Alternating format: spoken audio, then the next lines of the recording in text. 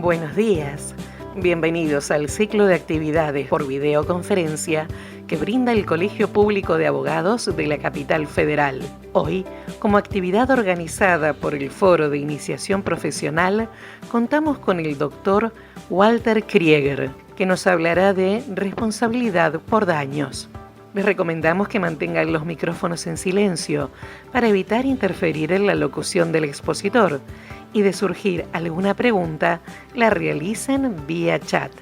Ahora sí, le damos la palabra al doctor. Bienvenido. Hola, buenos días a todos. Bienvenidos a un nuevo año académico. Quedé impresionado con el audio, parece el relato de la azafata previo a despegar. ¿Será que extrañamos demasiado los viajes? Y uno conecta con esas cosas, pero impresionado por ese audio, ¿no? Parece, ajustense los cinturones, que vamos a arrancar. Bueno, gracias por estar. Ya estamos todos laburando más o menos, o casi como si no hubiera pandemia, con todas las restricciones y las limitaciones que sabemos que hay, que no se toman audiencias, que nos cuesta un montón, pero bueno, sé que es un esfuerzo un día de semana a las 11 de la mañana hacerse un tiempito para una charla de daños. Así que bueno, mil gracias a todos por estar. La idea de la charla de hoy es hacer un repaso más o menos breve. El derecho de daños es una materia que nos llevaría 3-4 meses, ¿no? Pero la idea es hacer un repaso general sobre las cuestiones más importantes del derecho de daños en el Código Civil y Comercial, algunas cuestiones que están complementadas por algunas normas que le suman, como el derecho del consumidor y demás, la ley de seguros. Así que la idea es, insisto, hacer un pantallazo general al derecho de daños en esta charla. Para poder arrancar con este pantallazo general, tenemos que entender qué es el derecho de daños. Y a ver, esta discusión obviamente que es muy filosófica y antigua, de esto de dar a cada uno los suyos, el non alterum laedere, no dañar a otro, zaraza, pero nuestro Código Civil y Comercial recogió, y esto se ve a lo largo de todo el Código Civil y Comercial, una postura economicista de la cuestión. No podemos entender el Código Civil y Comercial si no entendemos que está atravesado por la Escuela del Análisis Económico del Derecho.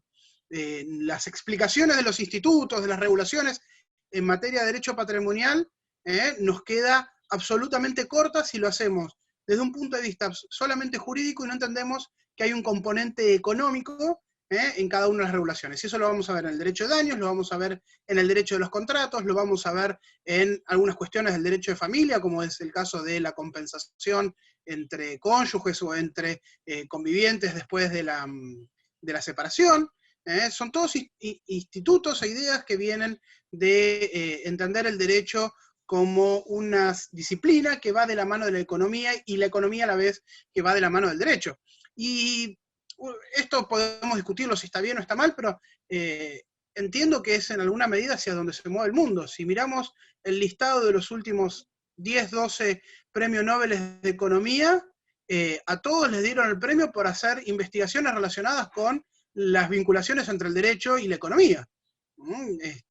Joseph Stiglitz y la teoría de la información, Nash y la teoría de los juegos, hace muchos años, ¿no? De esto, pero inclusive los últimos con el tema de si conviene tener sistemas penitenciarios privados o públicos. O sea, la economía está trabajando en función de su relación con el derecho, y el derecho, quieras o no, está tomando conciencia de que tiene que ir de la mano de la economía.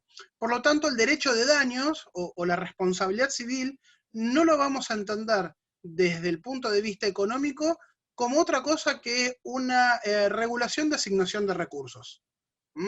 Básicamente lo que va a hacer el derecho de daños es asignar recursos económicos y establecer en alguna medida quién va a soportar las consecuencias de determinado hecho dañoso o de determinada situación. En algunas situaciones va a decir va a tener que soportar la víctima, en algunas situaciones va a tener que soportarlo un sujeto al que vamos a denominar responsable. Siempre, y esto es desde inclusive el Código de Vélez, desde posterior a la reforma de Borda, tenemos que entender que la noción de responsabilidad y la noción de culpabilidad son cosas absolutamente distintas, ¿no? Sobre todo a la luz del factor de atribución objetivo de la responsabilidad, ¿no? Entonces, lo que vamos a tener es un sistema de asignación de recursos. Atropello a alguien con el auto. ¿Quién se banca el costo económico de solucionar esa situación? ¿Quién banca el costo económico de reparar el auto que choqué? ¿Quién banca el costo económico de la curación de la persona? ¿Quién banca el costo económico de restituir la situación al estado anterior, que es el anhelo del derecho de daños, ¿no? Que, dicho sea de paso, es una ficción jurídica, ¿no? Si una persona pierde un brazo, esta idea de la indemnización plena, como principio de devolver las cosas al estado anterior, es una ficción jurídica. Si una persona pierde un brazo, le puedo dar 10 millones de dólares, pero el brazo no vuelve a crecer. En el mejor de los casos tendrá una buena prótesis. Entonces, esta idea de la reparación plena es una ficción del cual vamos a hacer de cuenta de qué sirve para poner un piso de qué es lo que tengo que indemnizar, pero también un techo. El principio de indemnización plena implica que no, el damnificado, la víctima, no puede recibir más allá del daño recibido. O sea, funciona esta idea de indemnización plena, insisto, como piso y como techo. Pero bueno, volviendo a esta idea general, lo que tenemos de responsabilidad civil, les decía, es un sistema de asignación de recursos. Y en esta asignación de recursos, la Corte lo dijo muy claro en el fallo Sosa, no Sosa el procurador, sino Sosa el que resolvió la constitucionalidad del anterior artículo 1078 del Código Civil, que hablaba sobre quiénes eran los legitimados activos para reclamar el daño moral. La Corte dijo, bueno, el legislador es el que tiene la primera palabra en decir cómo se asignan los recursos, quién soporta, quién no soporta, y quiénes son los validados a reclamar y quién no. La Corte en Sosa da vuelta el criterio histórico de la Cámara Civil que planteaba la inconstitucionalidad del 1078 y habilitaba a cualquiera que hubiera tenido alguna relación con la persona fallecida a reclamar el daño moral por el fallecimiento. Y la Corte lo que dijo es no, el legislador dijo que solamente lo podían hacer, en ese caso, los herederos forzosos. Medio contradictorio el fallo de la Corte, ¿no? Porque dice, bueno, que sean los herederos forzosos es constitucional, pero cuando reforman el Código Civil, mismos miembros de la Corte dicen, bueno, vamos a abrir a herederos forzosos, a los padres, a cualquiera que pudiera probar una convivencia o una cercanía con el fallecido. O sea, era constitucional un criterio más amplio, pero mismo se dieron cuenta a la hora de legislar que ese criterio amplio necesitaba, ese criterio restrictivo, perdón, necesitaba una ampliación. Por lo que lo primero que vamos a tener en este sistema de asignación de recursos es la voluntad del legislador. ¿Y a cómo quiso el legislador que se repartan los recursos? ¿Cómo quiso planear o cómo está craneada este sistema de responsabilidad civil? Primero que el legislador lo que hizo fue asignarle funciones. Esto ya venía del derecho romano, en el derecho romano ya se entendía que la responsabilidad civil tenía distintas funciones, distintas cuestiones para resolver en la sociedad. La resarcitoria, la función de reparar el daño era una de ellas, pero no la única. Esta discusión se retomó en Europa hace unos años y el legislador la trajo acá y le asignó específicamente 4 funciones. Son muchas más. Si agarran cualquier manual de derecho de daños, sobre todo el de Fede Ossola, que es muy, muy completo, van a encontrar que en la doctrina hay más funciones. Pero nosotros legislada tenemos 4. La primera es la función preventiva del daño, en el artículo 1710, cuando habla de que todos los sujetos tienen la obligación de abstenerse de dañar a otro, de morigerar los efectos del daño que esté sucediendo o de hacerlo cesar. Hay un mandato general que la Corte después en Arregui dijo que esta era la fuente de la obligación de seguridad. O sea, todos tenemos la obligación de prevenir los daños y crea una acción, un proceso autónomo de prevención de daños en los artículos 1711 a 1713. Proceso autónomo que en los tribunales está costando mucho entender cómo funciona esta idea de una acción autónoma, sobre todo porque los códigos procesales no se han modificado a la par del Código Civil y Comercial y por lo tanto no están reguladas, y lo que nos sucede cuando pedimos una acción preventiva del 1711 es que los tribunales nos aplican los criterios de las medidas cautelares. Y la verdad es que no tiene nada que ver una medida cautelar con una tutela preventiva.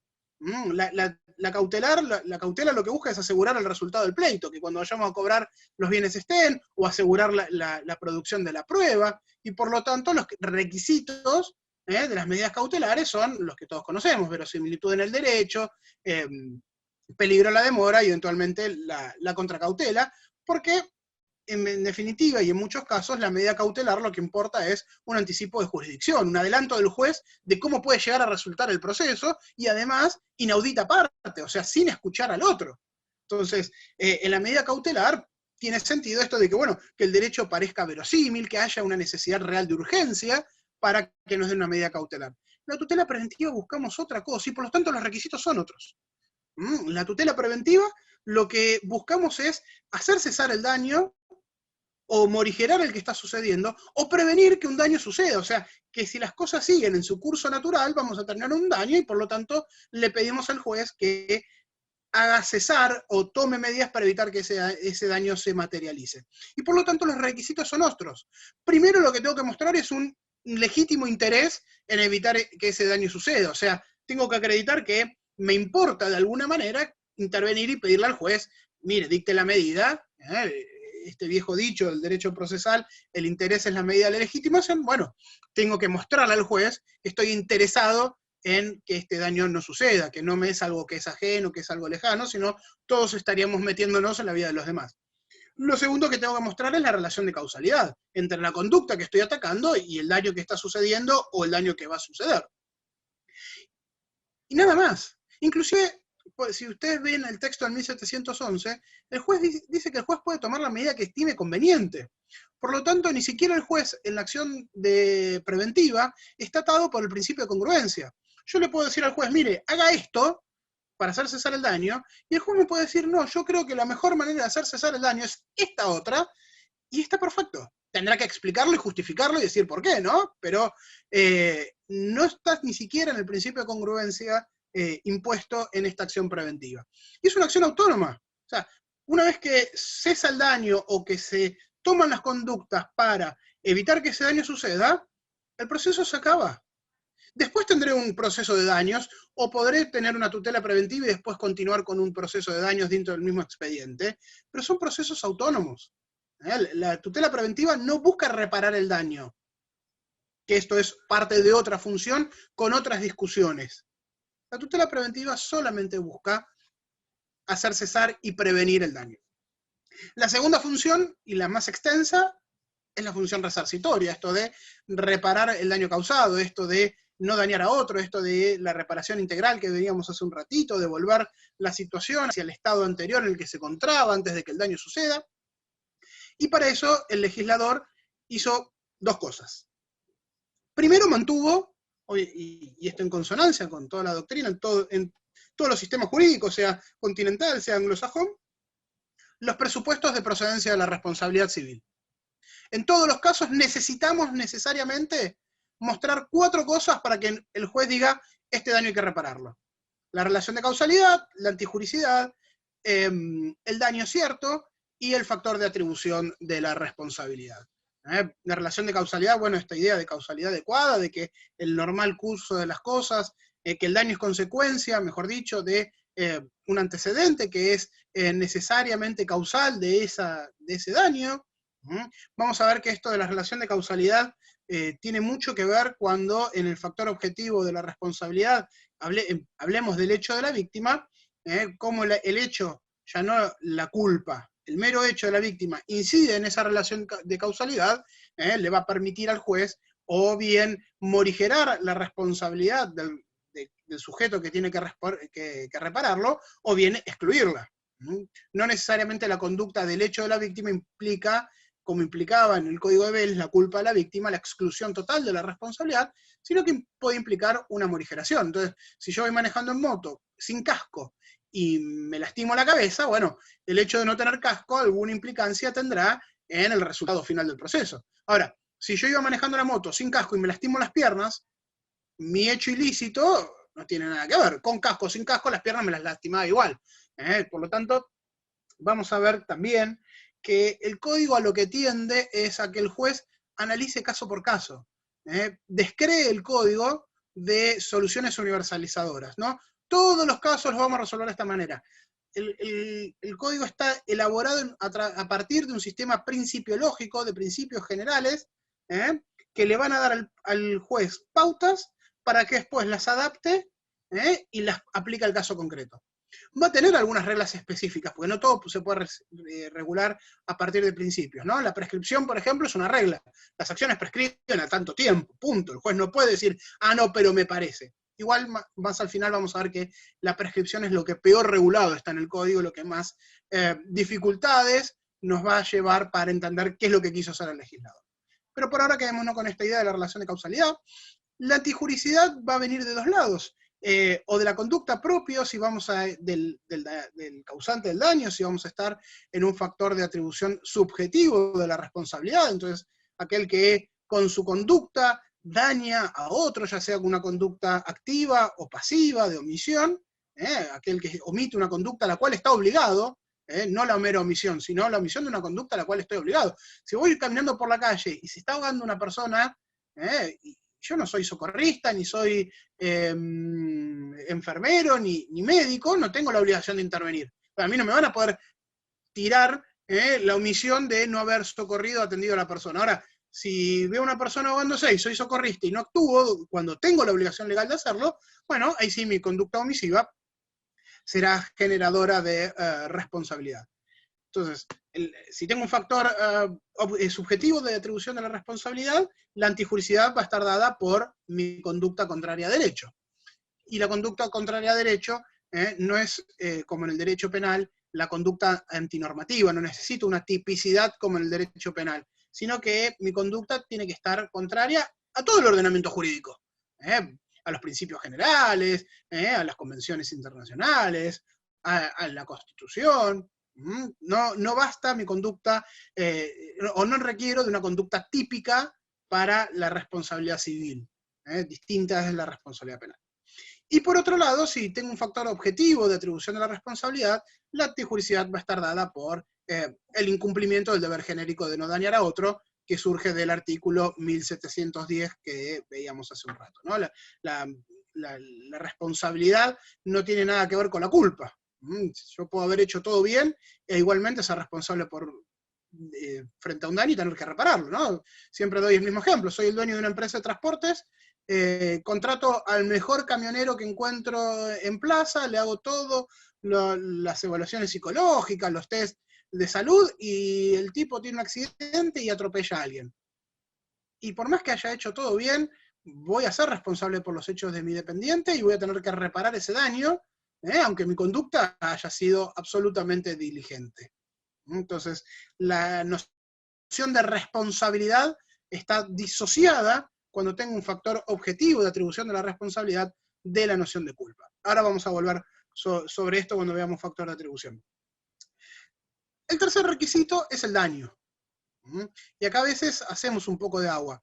La idea de daño no es que cualquier cosa es inadmisible, sino que el legislador, después discutiremos en otra oportunidad si está bien o está mal, pero el legislador ha querido establecer un límite o una descripción de qué daños hay que indemnizar. No todo daño es indemnizable.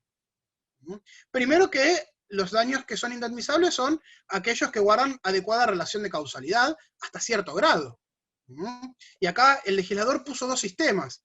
Vamos a ver en la segunda parte de que es mentira de que desapareció la responsabilidad contractual y la responsabilidad extracontractual. Siguen existiendo y tienen conductas distintas y tienen efectos distintos porque nunca pueden desaparecer los efectos de las esferas de responsabilidad.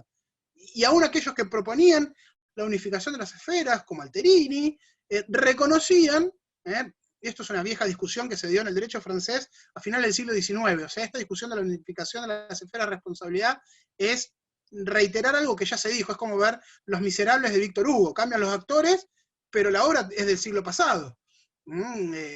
Estamos discutiendo otra vez lo mismo, esto de que no se pueden borrar los efectos, las diferencias en los efectos de las esferas de responsabilidad.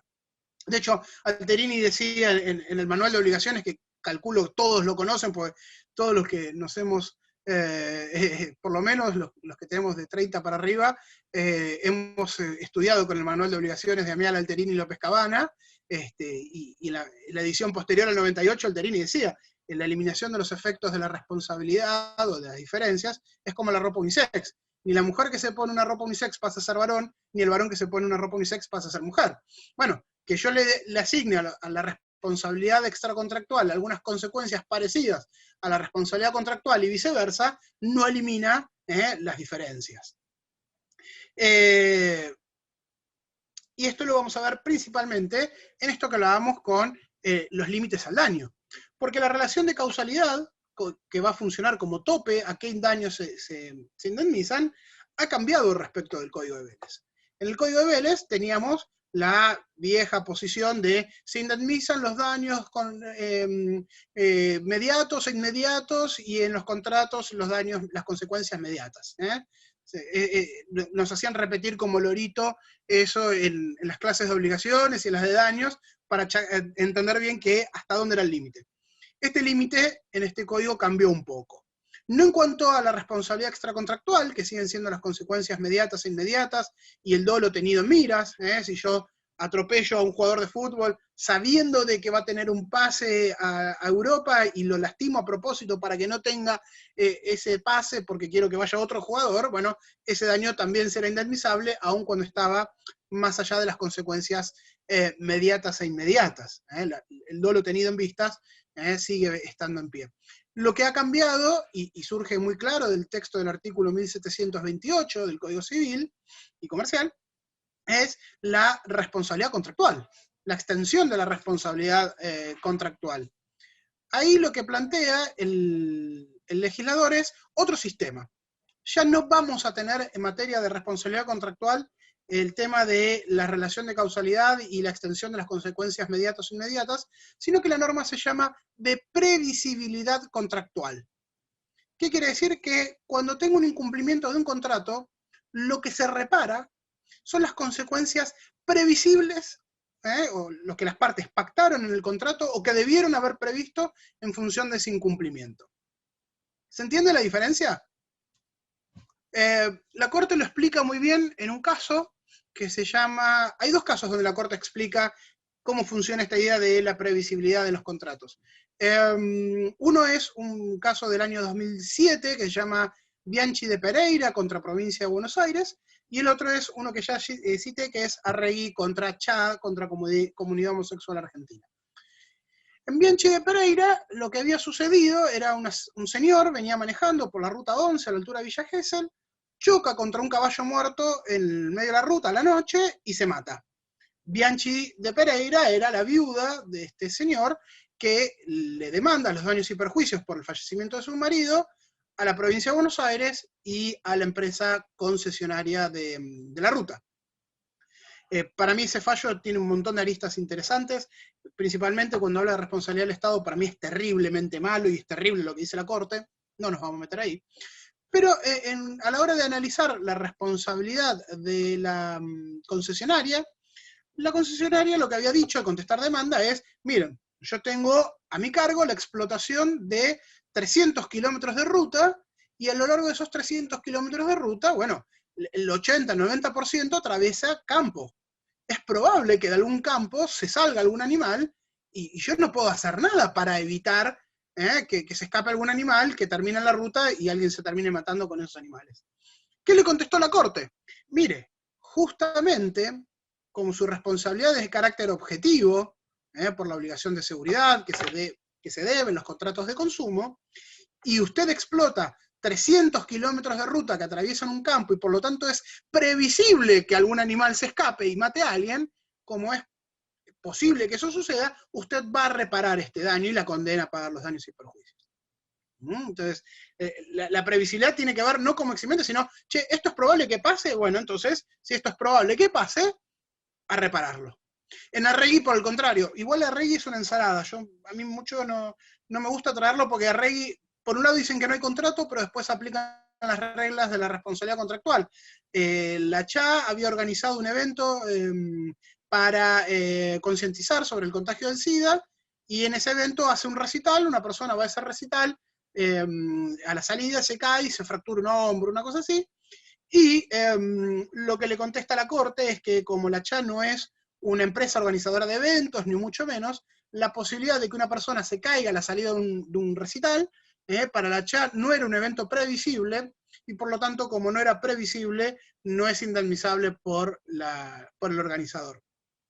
Bastante cuestionable la conclusión de la Corte, pero me sirve para mostrarles cómo la Corte en una cosa lo considera previsible y en otra no.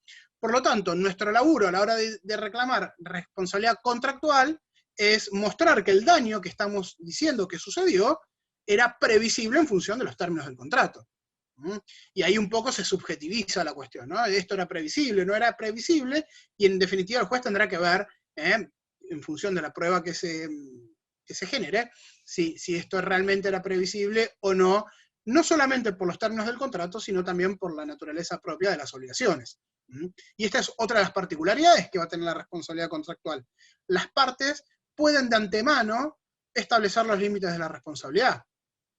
Yo puedo tener una consecuencia remota que me causaría el incumplimiento de un contrato, que si la traigo el contrato y la pongo, pasa a ser una consecuencia previsible y por lo tanto indemnizable. Si tengo en una responsabilidad extracontractual, esto no sucede. Si yo voy manejando y atropello a alguien, eventualmente después podré hacer un acuerdo, pero digo, de antemano mi deber de reparar es el que me impone la ley. No hay una predeterminación de antemano de cuál va a ser, cómo va a ser la responsabilidad, qué pago, qué no pago, hasta dónde. En cambio, en la responsabilidad contractual, las partes tienen la posibilidad de limitar el alcance de la responsabilidad. Obviamente que estas limitaciones, o las renuncias eventualmente, si tenemos un contrato de consumo van a tener que ser con criterio restrictivo o estarán prohibidas, de acuerdo a las circunstancias. Si tenemos un contrato de, por ejemplo, desigualdades negociales, como puede ser un contrato de alquileres, tendremos que ver si esta renuncia no importa una cláusula abusiva. Las cláusulas abusivas no son solamente los contratos de consumo, también están en los contratos paritarios. Eso lo vamos a charlar en otra oportunidad. Entonces, ojo con todas estas cuestiones, porque el sistema ha establecido otra cuestión. El otro límite o la otra delimitación que va a poner el legislador al concepto de daño es que el daño tiene que ser cierto. No puede ser un daño hipotético, un daño conjetural. Uy, me podría haber matado. Bueno, si no te mató, no pasó nada y no hay daño para reparar. Uy, podría haber perdido un brazo. Bueno, si no perdiste el brazo, no hay nada que reparar. Lo mismo que lo que repara el derecho de daño son las consecuencias, son las secuelas. Si tengo una persona que tuvo un accidente de tránsito y tuvo 3 moretones y nada más, y los moretones se curaron, no hay daño, no hay secuencia, no hay una lesión permanente que merezca ser reparada. Entonces, el daño tiene que ser cierto, tiene que ser concreto, lo cual no quiere decir que no se indemnice el daño futuro. El daño que va a suceder para adelante se indemniza, claramente que se indemniza el daño futuro. Lo que me va a pedir la jurisprudencia es que demuestre la certeza de que ese daño va a suceder. Si tengo un tipo que lo atropelló un auto y tiene 4 clavos en la pierna, y claramente voy a poder demostrar de que el día de mañana va a tener una disfunción a la hora de caminar. Y ese daño va a ser reparado, pero tengo que mostrar siempre la certeza. El daño parcial, hipotético, no se indemniza. Y lo otro que ha hecho el legislador, muy claramente y muy marcado por esto del análisis económico del derecho que les decía al principio, y esta idea de asignar recursos, es delimitar la forma de cuantificación de los daños. Vamos a tener reglas de cuantificación. Algunos no les gustan, y sobre todo en la Cámara Civil encontramos que no les gustan, entonces no las aplican, pero las reglas están. Vamos a tener reglas en el 1741 para las consecuencias no patrimoniales del daño, vamos a tener reglas en el 1740 para el caso de las lesiones permanentes, vamos a tener reglas para el daño por fallecimiento. O sea, no todo se repara. Primero lo que va a hacer el código es limitar o terminar con esto que nos pasaba en las demandas de que hacíamos una lista de supermercados e inventábamos consecuencias para agregarle, ¿no?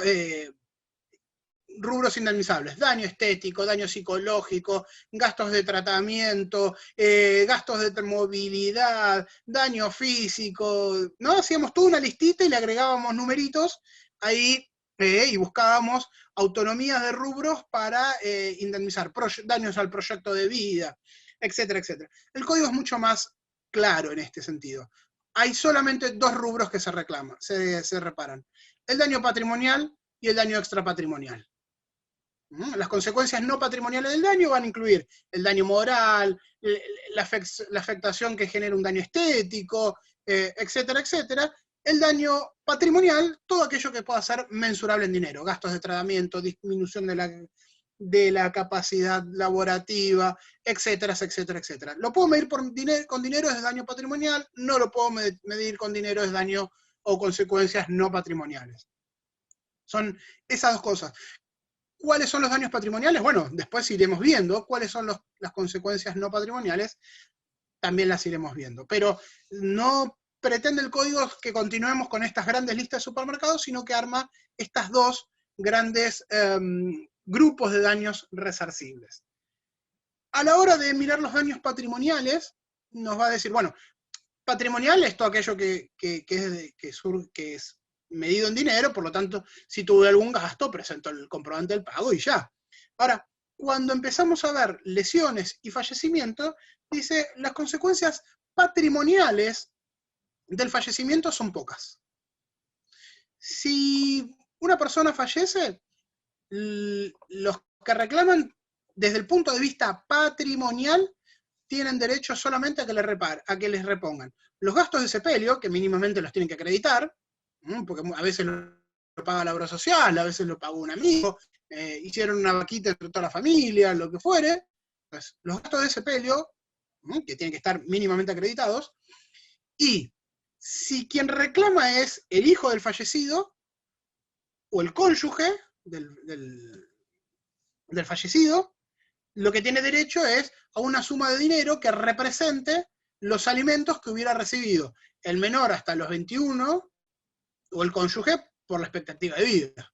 Entonces, patrimonialmente se indemniza la falta de, la pérdida de los alimentos. Y si el que reclama es el hijo, o sea, el padre por la muerte de su hijo, lo que va a reclamar es la pérdida de la asistencia económica que hubiera podido recibir en la vejez. Es medio perverso el sistema, pero es el que tenemos.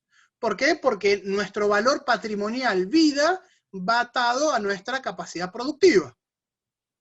Entonces, si yo soy un abogado exitoso que gana una determinada cantidad de dinero por mes y me pasa algo, claramente los alimentos que podían esperar mis hijos y los alimentos que podía esperar mi cónyuge van a ser muy distintos a que si quien falleció era una persona que tenía menores recursos económicos, menor capacidad laborativa. Lo mismo si fallece un hijo, ¿no? Si mi hijo iba a un colegio privado y tenía un determinado nivel de educación, la asistencia que yo podía esperar en mi vejez iba a ser una. Ahora, si mi hijo iba a escuela pública y los recursos de la familia eran económicamente escasos, el pensamiento lineal que pone la norma es, bueno, tu asistencia en la vejez hubiera sido también otra distinta. Olvídense de las historias de autosuperación en el código y del chico que viene del barrio humilde y llega a CEO o un Messi, ¿no? Digo, si Messi hubiera fallecido a los 8 o 9 años antes de irse a Barcelona, la indemnización que hubiera esperado el papá de Messi hubieran sido 2,50 mangos, ¿no? Y claramente la asistencia a la vejez que va a recibir ese hombre, hoy por hoy es otra, ¿no? Digo, no creo ni siquiera que necesite asistencia. Pero bueno, el pensamiento lineal del código por ahora es este. Si tenemos una incapacidad física permanente, nos va a poner también una regla económica como consecuencia patrimonial. ¿Cuál va a ser el presupuesto del código? Bueno, una persona que trabaja genera X cantidad de dinero. Y se supone que esta persona trabaja con el 100% de sus capacidades y de sus aptitudes. Si tiene un accidente y le queda alguna disfunción, ya sea tanto física como psicológica, el daño psicológico tiene dos vertientes. Uno es el gasto de tratamiento para mejorar o para tratar de borrar las consecuencias, y otra es la secuela que nos queda en la psiquis, que nos afecta para realizar determinadas tareas. eso se va a ver reflejado también como una disminución de nuestra capacidad laborativa. Entonces, si yo tenía un 100% de capacidad y ganaba 10, ahora que tengo un 80 porque me quedó una disfunción en la movilidad de una mano y además tengo un problema psicológico que me afecta tener que cumplir con tal tarea, bueno, ya no voy a ganar 10, voy a ganar 80.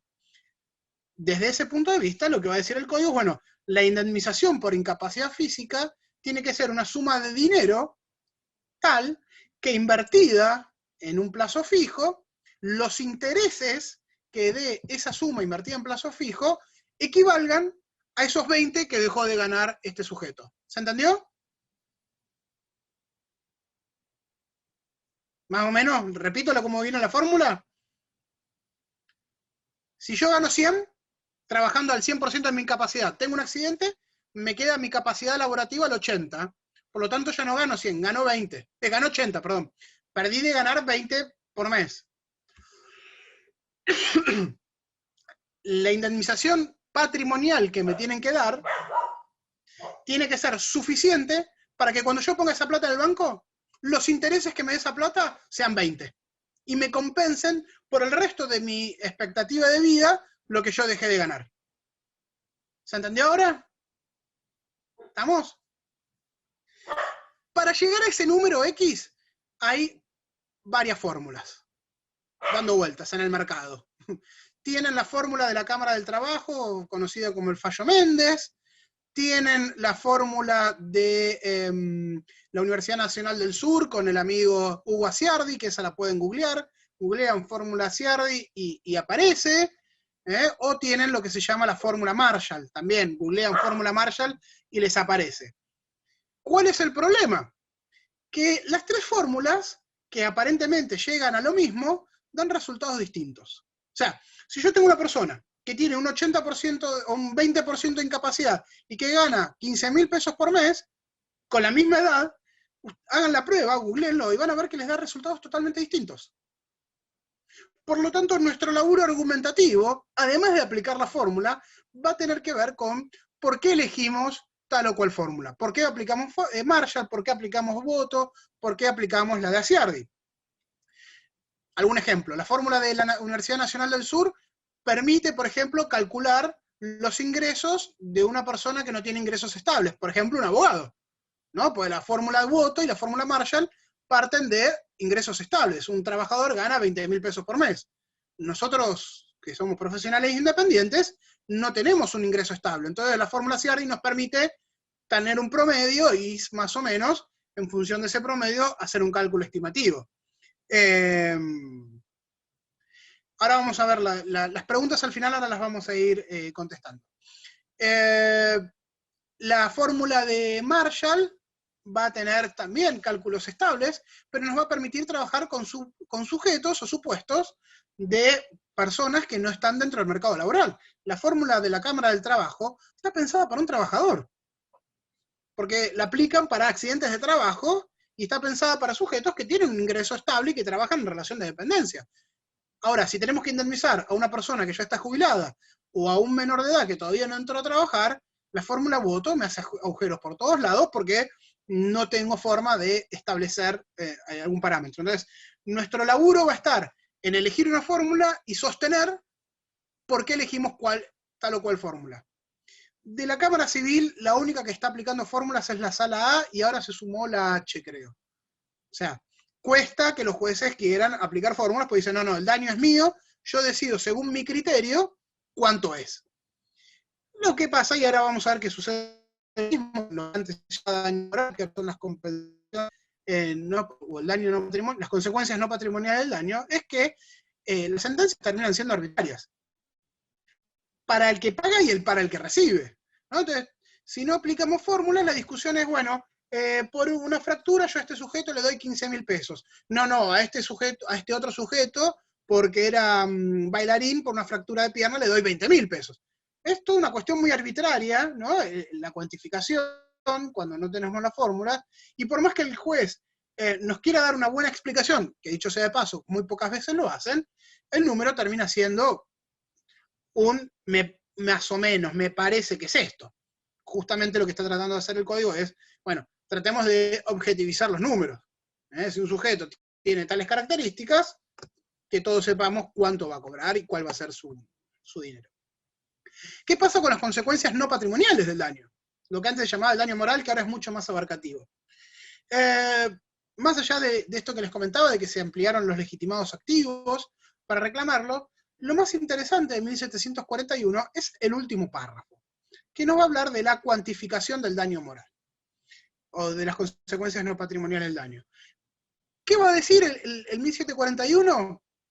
Pues bien, que el monto que el juez reconozca en materia de consecuencias no patrimoniales del daño tiene que ser suficiente para compensar los malos momentos o las situaciones vividas en función del daño padecido por el actor, ¿no? Entonces, claramente, mis consecuencias no patrimoniales, si tengo que reparar un fallecimiento de un pariente, va a ser mucho más dinero que si me tienen que reparar que estuve un rato en una cola, un tiempo más. No digo que no se repare, pero claramente el incumplimiento del trato digno, en ese caso, va a ser un poquito. Ahora, esta idea de la teoría de las compensaciones o prestaciones satisfactorias no es nueva. Ya la habían desarrollado en su momento Mosey Turraspe, la había hablado también Matilde Zavala de González. Hay un libro muy bueno de ella que se llama El daño moral, lo recomiendo muchísimo, por más que está escrito con el código de Vélez, habla de conceptos generales del daño moral que son súper interesantes. ¿Qué planteaban tanto Mosey Turraspe como Matilde Zavala de González en la prestación compensatoria?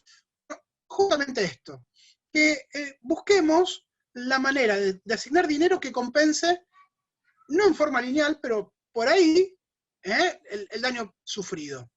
Esto nos va a exigir más laburo a todos. Nos va a exigir más laburo a nosotros, doble. Primero, de escuchar más a nuestros clientes.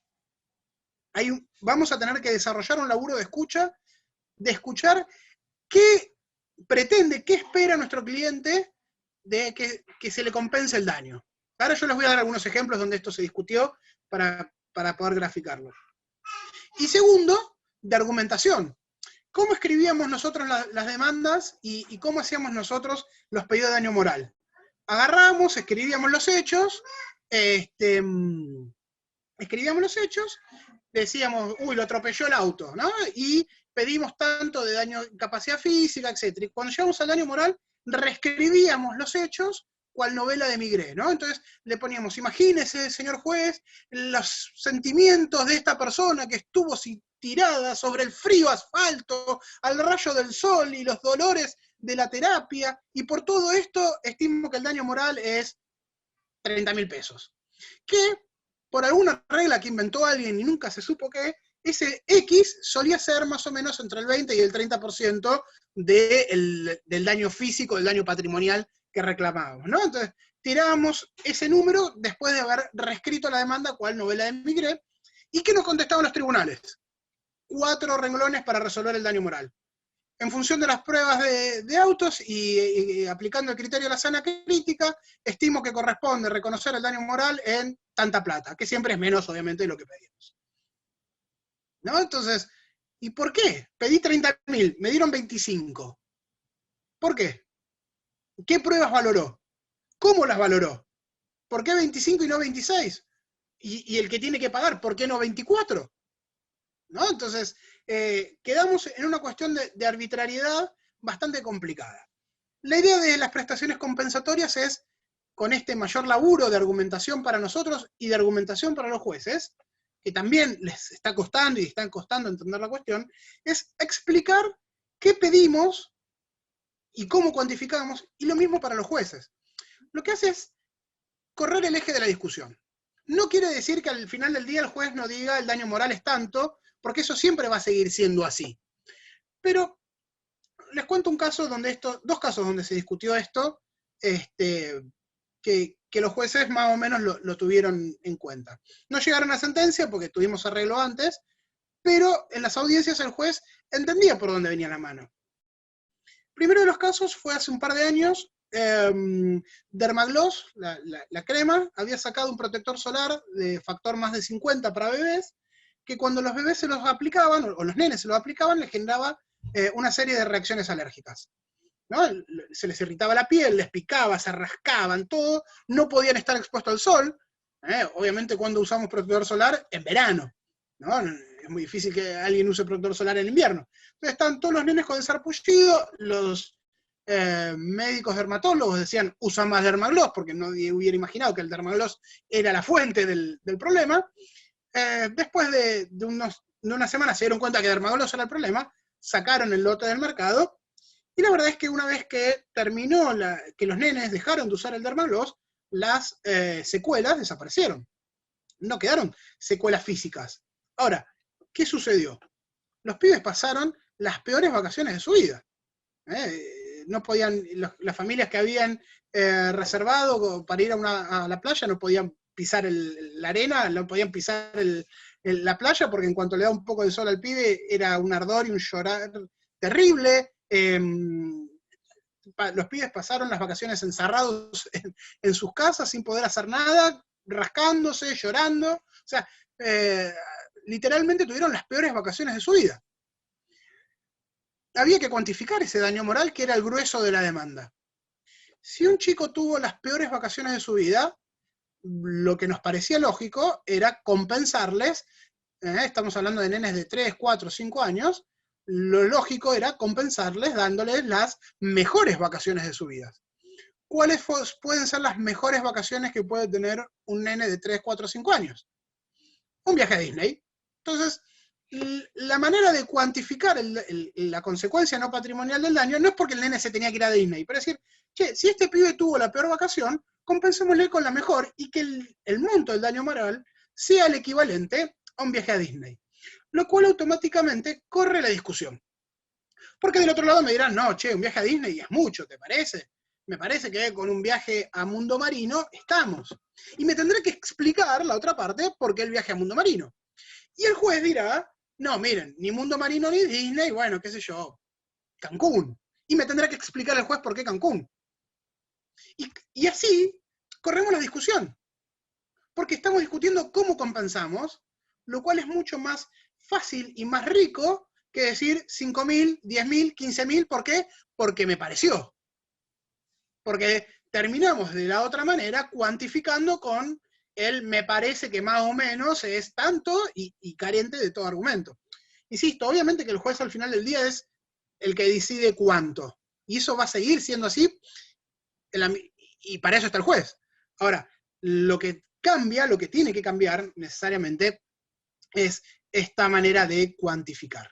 Así que bueno, entiendo que sobrepasado todos los temas más importantes, si queda alguna duda voy a abrir el chat, les voy a pedir que las pasen por ahí y les voy a ir respondiendo, o se las mandan a Marina y yo se las voy contestando. Ivana Carrizo pregunta si la pérdida de la chance es según la edad y el proyecto de vida de la persona. Sí y no a la vez, doctora. A ver, el tema es el siguiente. La pérdida de la chance tiene que estar relacionada con la pérdida directa de un ingreso que iba a tener la víctima.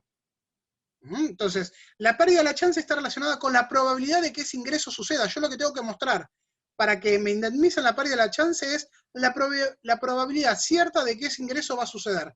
Y cuanto más me acerco a que ese ingreso sea probable, mayor va a ser la cuantía que voy a recibir. Entonces, si yo tenía un comercio y tuve una inundación por un caño de agua que se rompió y me arruinó la mercadería, bueno, ¿qué chance tenía yo de vender esa mercadería? La mercadería vale 100.000 pesos.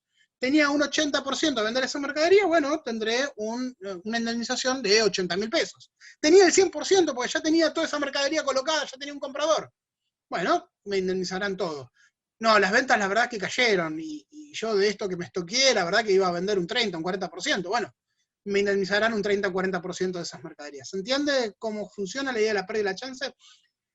Lo que es importante es separarlo del lucro cesante. El lucro cesante sí me va a pedir el monto exacto de cuál fue la pérdida. El lucro cesante no puede ser probado ni siquiera por fórmulas matemáticas. Tengo que mostrar exactamente cuál fue la pérdida. ¿Cómo eso que pasó? Tengo que mostrar, por ejemplo, que tenía un contrato firmado y que por el daño no voy a tener el ingreso de ese contrato. Esa es procesalmente la diferencia más grande. Doctora Giardina, claramente, si las incapacidades... A ver, cuando uno mide porcentaje de incapacidad, ¿no? Si yo tengo la función que tiene un miembro, una mano, una pierna, incide en el porcentaje de incapacidad. Entonces, si una persona se fractura una muñeca, tiene un 20% de incapacidad. Ahora, si esa persona era pianista, como es el ejemplo que usted plantea, tendrá un 25% de incapacidad, y esa diferencia que la determinan los peritos médicos va a influir en el monto de la indemnización. A mayor incapacidad, mayor es el monto, ¿no? Por fallecimiento de joven con salario mensual. Y a ver, si ese joven estaba trabajando, usaría Méndez, si no, usaría Marshall.